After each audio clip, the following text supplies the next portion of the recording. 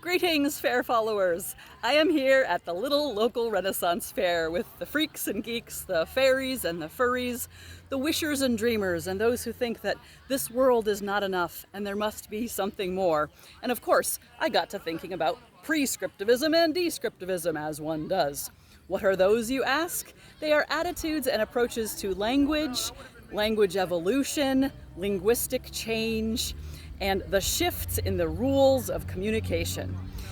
And as you know, I'm going to be speaking a great deal on this channel about the ways that we use words to be most effective, how we can make our writing more powerful, and the ways that we interact with public rhetoric, whether political, religious, or other kinds of discourse. So since I'm here at this event that celebrates centuries of culture, and is grounded in a time period in the past when English was extremely different, I thought it would be a good time to reflect briefly on these two approaches. So what are they? Prescriptivism is the approach that says, here is a set of grammatical rules. You, as a writer and speaker, ought to conform to these conventions. So people who hold that view would probably be what we call grammar Nazis, or, English teachers. Descriptivism, on the other hand, is an approach that linguists and others would use to say language is simply a living, evolving entity, like a biological being or a species, and it changes dramatically over time. And our job is not to try to police it or to control it, but instead to simply study it in its natural habitat and describe how it works and what it does. So, what approach do I take, you say?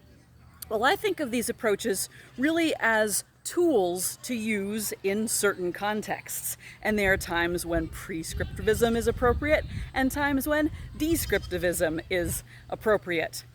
When I am hosting a podcast episode of Words Do Things and I'm asking people what they observe in public rhetoric, in the ways that folks are talking about and to each other these days, then I am much more of a descriptivist. How are the words being used? What do people say about each other? What changes in words have happened in recent history? How are we using terms differently than we may have in the past? And even watching how those evolve right in front of our eyes. When I am an English teacher, I will of necessity need to be something of a prescriptivist because I will be encouraging students to learn the conventions of clear communication in their field. As a scholar, then it depends whether I'm a scholar who is studying the language change or whether I'm a researcher writer who is producing a piece that needs to conform to certain conventions and style guides in my field. So you see, these are flexible tools that can be used from place to place. But a lot of times I think that the tension between the two can be resolved by close attention to the words themselves.